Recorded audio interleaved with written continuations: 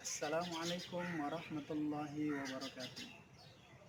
Sahabat hijrah, saya Askar Marsuki akan memberikan kepada kita semua motivasi untuk mengisi hidup kita ini dengan amal-amal untuk kemudian kita bisa sama-sama meraih jannah dalam keridhaan Allah Subhanahu wa taala. Dan berikut kita awali video ini dengan muhasab. Sahabat hijrah, mari kita perhatikan susunan batu bata ini. Disusun dengan begitu teliti, butuh keahlian, butuh pembelajaran yang begitu lama sekali, dan proses yang tidak sebentar, tenaga yang tidak sedikit, bahkan finansial yang begitu banyak sekali. Sehingga menjadi sebuah bangunan yang semua itu terwujud dengan sebab adanya keinginan yang kuat dari obsesi sebuah cita-cita. Bangunan itu pun telah jadi. Dan ketika bangunan itu telah jadi, dihuni dan ditempati oleh orang-orang yang juga memiliki cita-cita. Kita semua punya cita-cita. Tetapi sadarkah kita? Ternyata cita-cita dunia kita telah mengalahkan cita-cita akhirat kita. Padahal dunia akan kita tinggalkan. Akhirat adalah tujuan kita yang sebenarnya. Sahabat hijrah, dari mulai yang bekerja, mereka buat itu untuk dunia. Bahkan yang datang pun juga berdiam. Mereka tinggal dan singgah untuk maksud dunia. Berapa lama kekuatan, tenaga yang telah digunakan dalam keseharian? Mereka yang bekerja mampu bekerja bahkan overtime lebih daripada 8 jam. Mereka yang tinggal pun juga melakukan hal yang sama. Overtime dalam belajar, overtime dalam kegiatan dan aktivitasnya lebih dari 8 jam. Sementara ketika tengah malam, bahkan pada saat bulan Ramadan, adakah yang kuat untuk berdiri sholat selama 8 jam? Adakah yang mau bangun di malam hari untuk merasakan bagaimana perasaan yang dirasakan oleh Rasul? Maka kami akan memberikan tutorial untuk kemudian kita bisa memperpanjang sholat malam kita, sehingga kita menjadikan rumah-rumah kita adalah istana. Rumah-rumah kita adalah kendaraan yang akan mengantarkan kita sampai di jannah.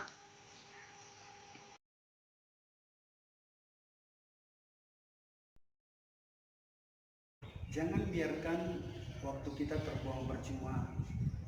Jangan habiskan tenaga kita untuk hal yang sia-sia. Kita gunakan, kita maksimalkan semuanya untuk hal-hal yang bermanfaat. Gunakan gunakan masa muda kita.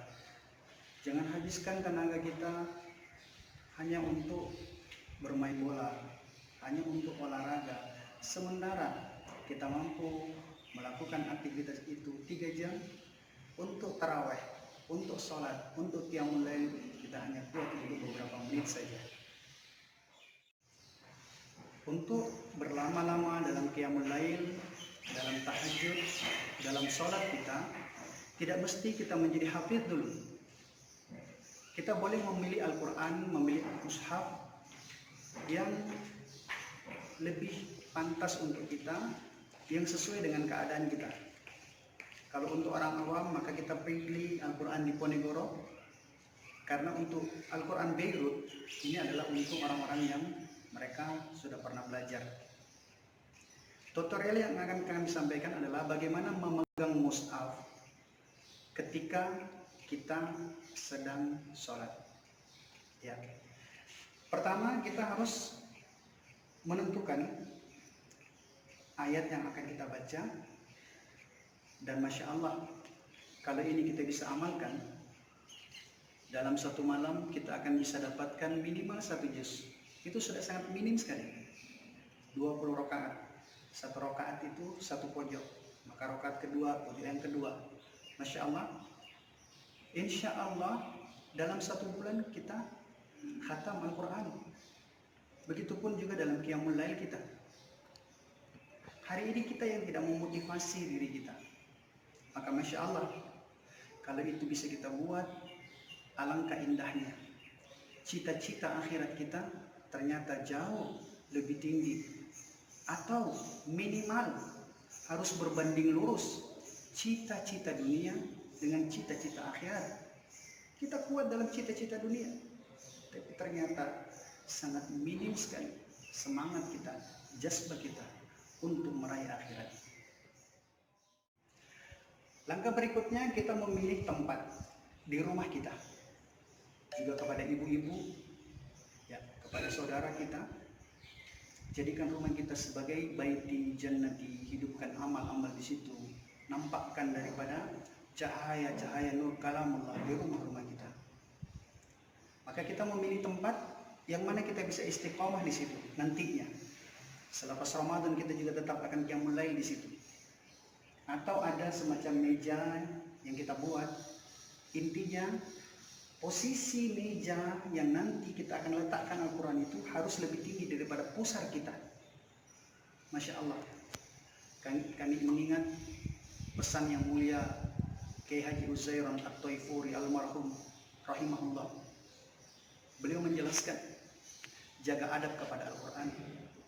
Jangan letak Al-Quran itu di bawah pusar kalian. Karena meskipun kalian mengetahui Al-Quran, kalau kalian tidak jaga adab kepada Al-Quran, boleh jadi nanti kalian tidak akan paham kepada Al-Quran. Allah akan pahamkan seseorang kepada Al-Quran kalau dia menjaga adab kepada Al-Quran. Takzimnya seseorang kepada Al-Quran akan menjadikan seseorang itu diangkat derajatnya oleh Allah Subhanahu wa Ta'ala. Kemudian kita memilih ayat yang akan kita baca. Ya, kita memberikan tanda dengan pita ataupun juga dengan kertas penanda yang sekarang ada stiker dan sebagainya. Kemudian Al-Quran boleh kita tutup. Letak Al-Quran itu di sisi kanan kita seperti ini. Ingat, sholat akan batal kalau kita melakukan 3 gerakan secara berturut-turut. Maka sholat kita akan batal. Sekiranya kita sudah mulai masuk dalam sholat, maka jangan lupa takbiratul ihram itu adalah rukun qauli, wajib diucapkan. Kalau kita tak mengucapkannya, tak melafazkannya, lam yadkhulus shalah, kita tidak pernah dan belum masuk ke dalam sholat. Kita langsung takbir, Allahu Akbar. Kemudian ketika kita membaca Al-Fatihah, pandangan kita sudah mulai ke tempat sujud. Bismillahirrahmanirrahim. Alhamdulillahi rabbil alamin. Tangan kita pada saat membaca ayat yang kedua sudah pindah ke Al-Quran. Maliki yaumiddin. Ini yang dikatakan tidak muwalah, tidak langsung serta-merta 3 gerakan sampai membaca ayat berikutnya. Kemudian setelah itu iyyaka na'budu wa iyyaka nasta'in, berhenti. Kemudian kita baca ihdinas siratal mustaqim, baru Al-Quran kita buka. Siratal ladzina an'amta 'alaihim ghairil maghdubi 'alaihim waladdallin.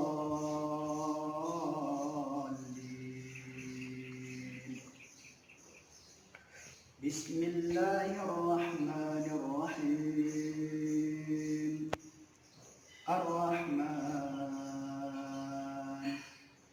'allamal Qur'an khalaqal insan,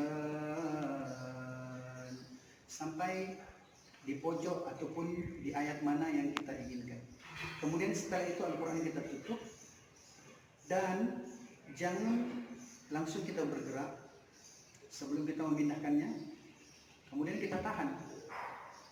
Setelah itu seukuran minimal 1 subhanallah atau 1 ayat, baru kemudian kita bersidekap lagi. Setelah itu baru kita kemudian takbir intiqal untuk ruku. Allahu Akbar. Sami'allahu liman hamidah. Kurang lebih untuk setiap rakaat kita buat demikian. Maka Masya Allah, sangat gembira sekali hati kita, sangat terharu sekali diri kita. Kita harus punya cita-cita.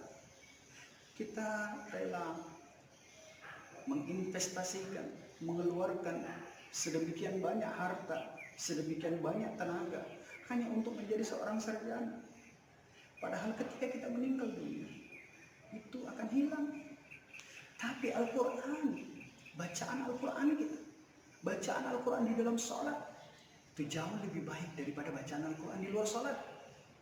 Kalian khatam Al-Quran di luar sholat dengan di dalam sholat itu masih jauh lebih baik 10 kali. Bahkan ketika kemudian di bulan Ramadan dilipat gandakan menjadi 70 kali. Sehingga Masya Allah, kita harus punya semangat, kita harus punya cita-cita. Masih ada beberapa hari Ramadan ke depan. Kalau benar-benar kita laki-laki sejati, kalau benar-benar kita pemuda yang kuat, khatamkan Al-Quran, dapatkan 3 juz setiap malam, maka insya Allah di akhir Ramadan kita masih bisa khatam Al-Quran. Begitupun juga di malam-malam setelah Ramadan, setiap malam ketika kita bisa dapat 1 juz dalam qiyamul lail, berarti setiap bulan kita khatam Al-Quran. Sehingga nanti Masya Allah, ketika kematian datang menjemput kita, Al-Quran akan datang menjadi wujud seorang lelaki yang tampan, yang bahkan kemudian Israel malakul maut, dia tidak berani untuk mendekat dengan sebab ada di antara Israel dengan kita dan bacaan Al-Quran kita seperti seorang lelaki yang berwajah tampan, lelaki yang gagah yang melindungi ahlul mayit. Sehingga Masya Allah, dia akan mati, dia akan menemui ajalnya dalam keadaan tersenyum. Bahkan Kiai Haji Uzairan At-Taifuri menjelaskan seseorang akan dimatikan oleh Allah menurut kebiasaannya. Kalau kita sudah terbiasa dengan Al-Quran, terbiasa kita berlama-lama dalam Al-Quran, merasakan bagaimana bengkak kakinya sholatnya Rasulullah SAW. Rasul sholat, kakinya sampai bengkak. Beliau sudah dijamin surga, dosa sudah diampuni, beliau maksum, tapi beliau masih mau membuat diri bermujahadah menggunakan kesempatan daripada amal-amal agama. Kita tak ada jaminan sholat, tak ada jaminan surga, tak ada jaminan pengampunan dosa. Dosa kita banyak sekali. Tapi kenapa hari ini semangat kita untuk agama sangat lemah sekali? Semoga tutorial ini bisa membangkitkan semangat kita dan menjadikan kita lebih kelak adalah orang-orang yang diridhoi di hadapan Allah Subhanahu wa taala. Al-haqqu min rabbik fala takunanna minal mumtarin. Subhanakallahumma wa bihamdika nashhadu an la ilaha illa anta nastaghfiruka wa natubu ilaik. Subhana rabbika rabbil izzati amma yasifun Wassalamun ala al-mursalin. Walhamdulillahi rabbil alamin.